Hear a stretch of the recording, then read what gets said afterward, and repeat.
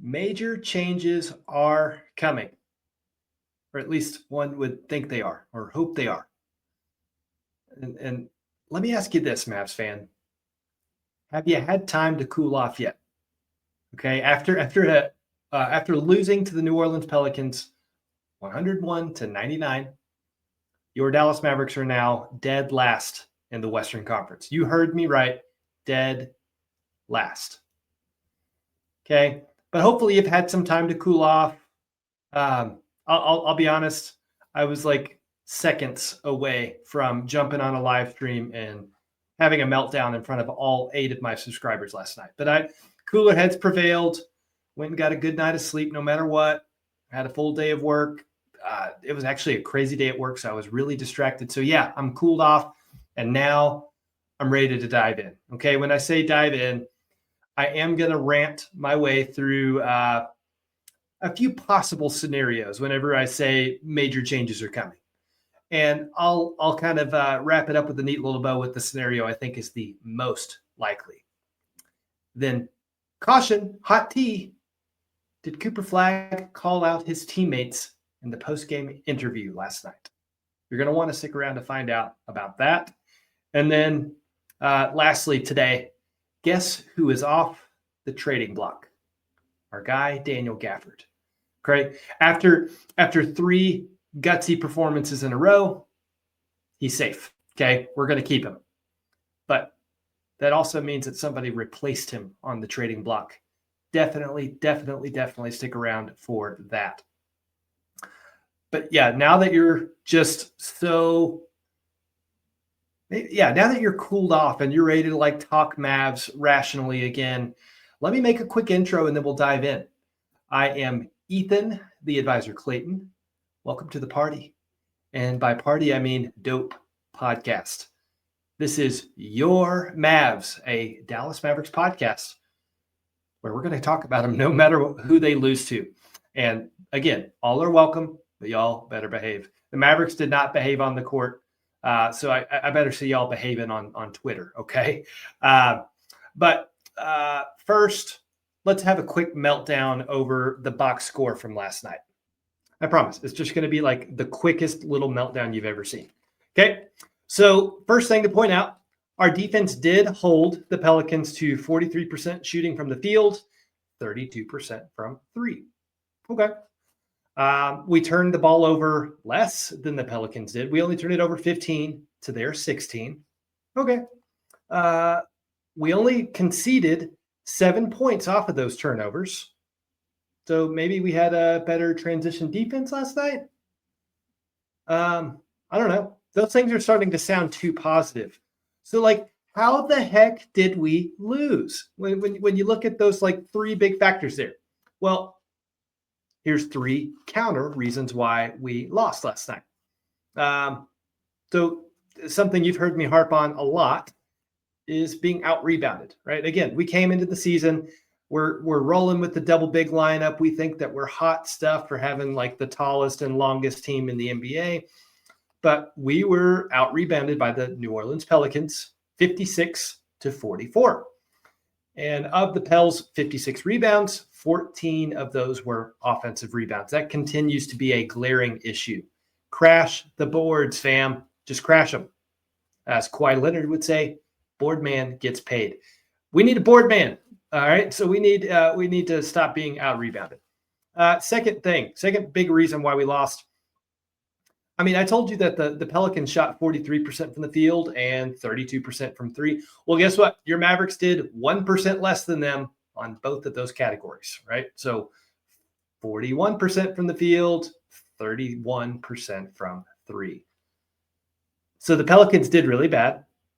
Our defense was pretty okay. And we just found several ways to be worse than they are. The big thing that just grinds my gears, it gets under my skin. We gave up 52 points in the paint.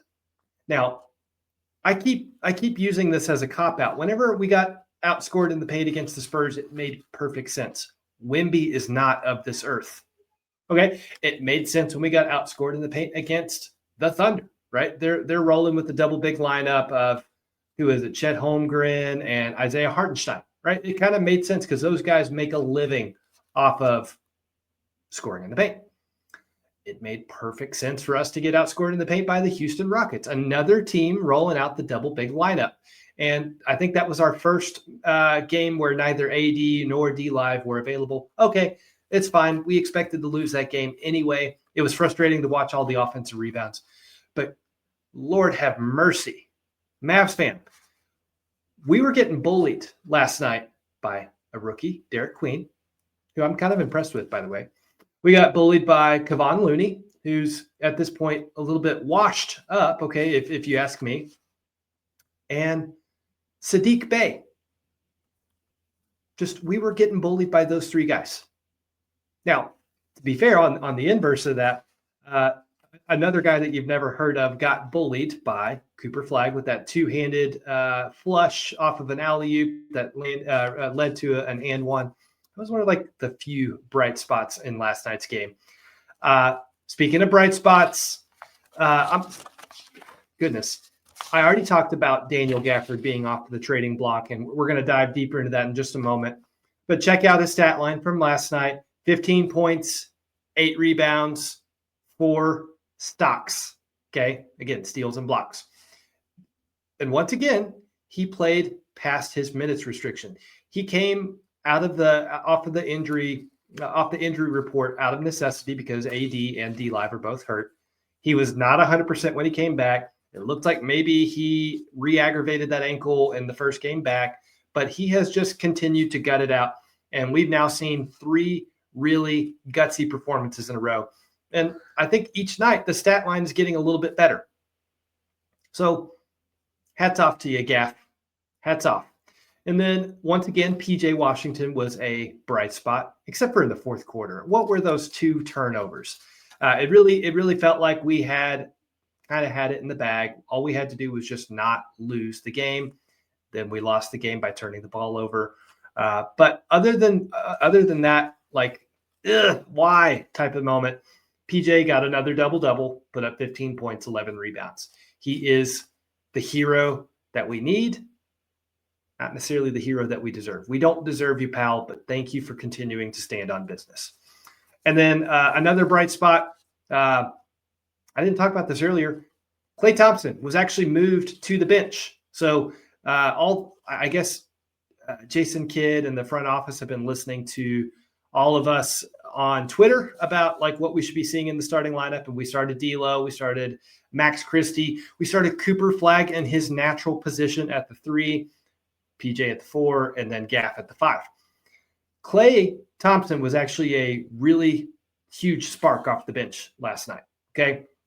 Hats off to you for embracing that role. Apparently Jason Kidd and he had an in-depth conversation about it. Klay was cool.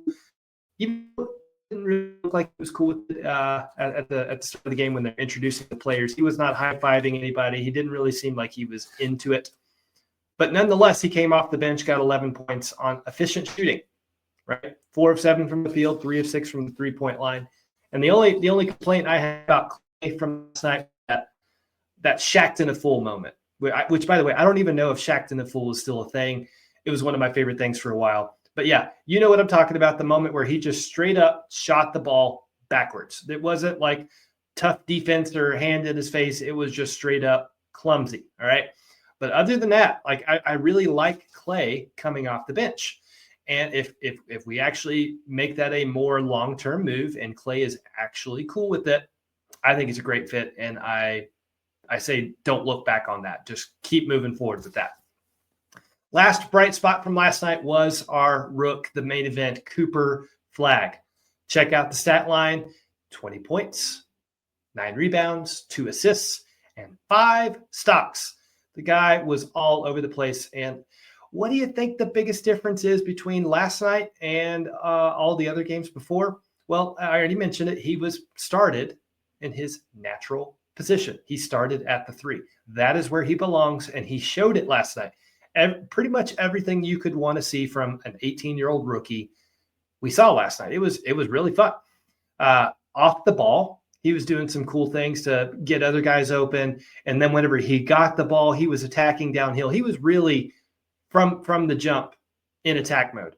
And it wasn't his best shooting night. I guess so far none of his games have been his best shooting night. But I'll tell you what, he looked good. And I like that stat line. I think we're going to be seeing a lot more of that, especially if we go full tank and just really give him the keys. Like, hey, man, go do your thing. We'll see what happens there. But I'll address the elephant in the room. I loved the look that he got at the buzzer, right? He had an opportunity to tie the game and send it to overtime. And we ran an action for him out of a out of bounds play, and it got an open look for him at the top of the key.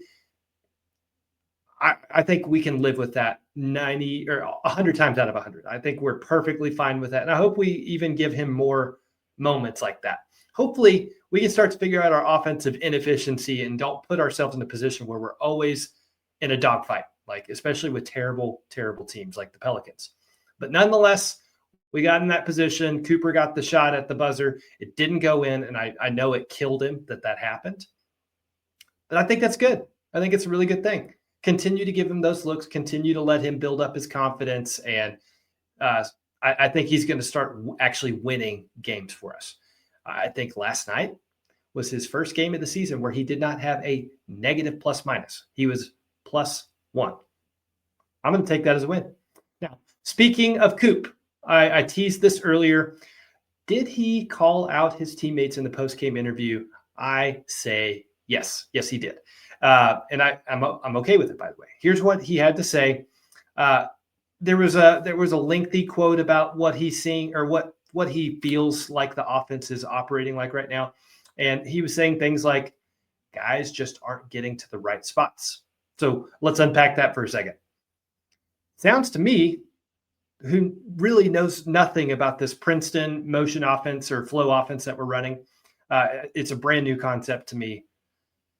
But it sounds like there is some sort of scheme. There is some sort of actions that are being worked on in practice where things are kind of working okay, but it really depends on you getting to the right spot so that you can create advantages for others and ultimately create good looks. And to hear it from Cooper Flagg, the recipe is there. The scheme is there.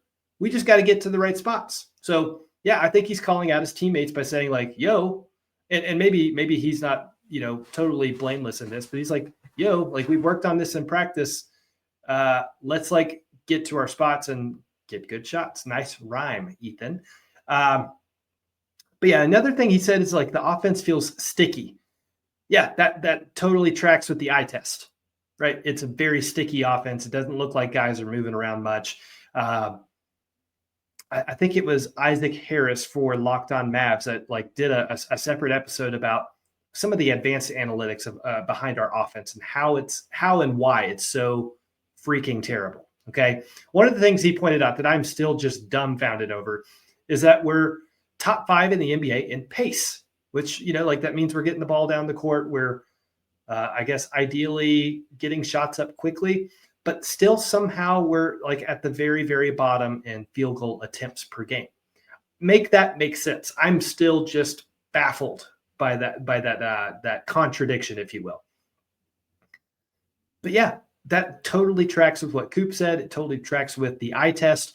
It just feels sticky. It feels gummy. People aren't really moving like they need to.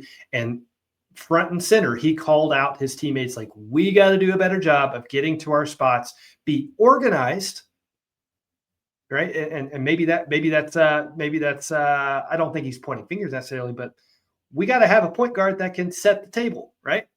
So I'm not necessarily cooking up any trades for another point guard today. I don't have the energy for that. I'm giving all the energy I have to not crash out in front of all of you right now. So in today's trade segment, let's just briefly talk about this. I mentioned it at the intro. Our guy Daniel Gafford is off the trading block, okay? At least in my view. Here's why. I talked about this earlier. He had those 3 gutsy performances in a row where he's not 100%, but he's playing through his minutes restriction. He's hustling. He's getting block shots. And last night he got a few steals as well. Based off of what I think we're seeing right now, we are a different team when Daniel Gafford is on the court. There seems to be an increased level of effort, tenacity, all of those things, because the phrase goes, rising tides lift all ships. And I think Daniel Gafford is that type of leader on the court and in the locker room. So now, after seeing him 3 games, especially comparing him to what we've seen from our other bigs, I'm going to give Dwight Powell a pass on this. Dwight Powell, you are untouchable at this point in my eyes. Thank you for your service. You can stay here as long as you'd like. But yeah, Daniel Gafford, you are now off the trading block, and that means somebody has to replace him because, as I said, major changes are coming. Before I tell you who's on the chopping block, let's outline those scenarios, what could happen and what I think is most likely to happen. But yeah, let's unpack that for a second. The first scenario, it rhymes with Shire Rico. That's the best I could come up with. Yeah, I'm talking about Fire Nico. So yeah, the first scenario is Nico gets fired. We bring in a new GM. Trades are made because it's like, okay, I'm inheriting this dumpster fire of a roster that can't shoot, cannot score, worst offense in the NBA. So yeah, that's a scenario that could come up. I'm not saying it's the most likely. You'll find out what I think is the most likely in just a second. But that is a scenario that could come up. And I don't know if you're anything like me, but every notification that hit my iPhone today, I'm like, oh my God, is this it? Is this it? Like, did Nico get fired, or did a certain player get traded? Like, what's happening? So far, nothing. Okay, but that is something I think could come into play here. When you build your entire reputation off of defense wins championships, if you make inexcusable trades at the deadline to blow up a roster that was in the finals a couple of years ago, like you better show up with a good product on the court, right? Especially considering that we are basically a second apron team. Like, you can't spend that much money. Be okay with the product that we're seeing on the court, right? Being 2-6, dead last in the West. So that's certainly a scenario that could come up. Second scenario, Nico doesn't get fired, but he is desperately trying to save his job. So once again, trades are being made. Roster needs a little bit of refresher. Okay. You've heard me talk about this. We can't have a team full of people that can't shoot. We need to have a proper table setter. I don't even think Kyrie coming back from an injury suddenly solves all of our issues. And he's not a traditional table setter. He is a combo guard. I think he can play alongside very well with an actual point guard. We saw that in the past, whenever, the Mavericks had the best the best backcourt in probably NBA history, in my humble opinion, right? Luka and Kyrie. So yeah, Kyrie coming back does not solve that issue. So yeah, I think that's probably the most glaring roster need right now, is we need a table setter that can probably shoot. So that's something that we've talked about ad nauseum here. But if in fact we're going to give Nico time to maybe fix this, we're not going to just keep the same stinking roster and just continue doing the same thing over and over and expecting different results. So that's the second scenario, is Nico does with desperation, he makes a trade or two to save his job and turn things around, so that when Kyrie comes back, maybe we're closer to 500 than we are now. Okay. Final scenario. Nothing happens whatsoever, right? No trades, no firings. Jason Kidd is not on the hot seat, right? That would be terrible. That would be the exact opposite of what every single Mavs fan wants, right? And I don't even think it's what the players want either. The players hate losing, right? Max Christie waxed poetic about how no one in the locker room is happy with losing, and if they were, then they can get out, kind of thing. Cooper Flagg talked about this is the most he's ever lost in basically his entire life, which I guess that's not all that unique for the top 1% of basketball players in the world. Likely in high school, you were that guy. In college, you were that guy. And that's been the case for Cooper Flagg. He's just not used to losing whatsoever. right? So I didn't love that comment from him, but again, if that lights a fire under his teammates and he assumes a leadership role because he's going to be the guy with the ball in his hands in the crucial moments, then I'm okay with it. But I know that Mavs fans and Mavericks players, probably the front office, probably the coaching staff too, nobody's happy with just the status quo. Nobody likes losing as much as we're losing right now. And think about this, guys. We have lost to the Pelicans. We have lost to the Wizards. We survived a dogfight with the Indiana Pacers. Like, vibes are not good. But that is a likely scenario that nothing changes whatsoever and we continue losing because, wait for it, we're going full tank, right? 2026 draft is the last draft for about 5 or 6 seasons that we actually have control of our pick.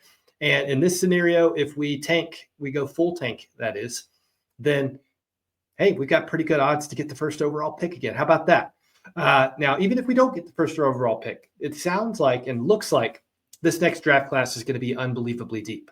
So maybe there's just a shred of positivity under the surface if we change nothing, but I don't want that.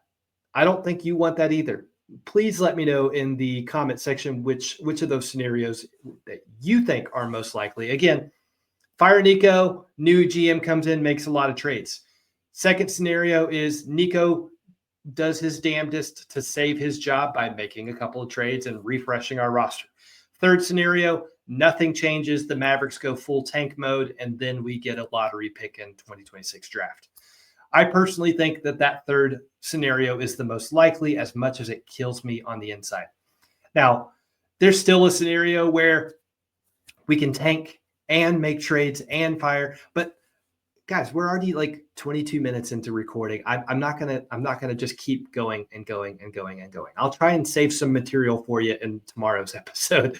But that is all I have for you today. Make sure that once you leave this video, you like, you subscribe, comment, let me know some ideas that you might have about how we could like right the ship or stop the boat from burning, as Jason Kidd said in the post-game conference. Let me know what you think. I like talking about this stuff, obviously. But yeah, for now, y'all be good. Don't be stirring up mess on Twitter over things that we can't control. Don't be insulting people that disagree with you. Okay, you'll never see that from me. Like if you disagree with my take and you call me some sort of name in the comment section, I don't care. That's totally fine. But I'm just going to ask you politely to behave. Right? We don't want to be known as the fan base that tears each other down and just whines. At least that's not what I want to be known for. Anyway, y'all be good. I'll see you next time.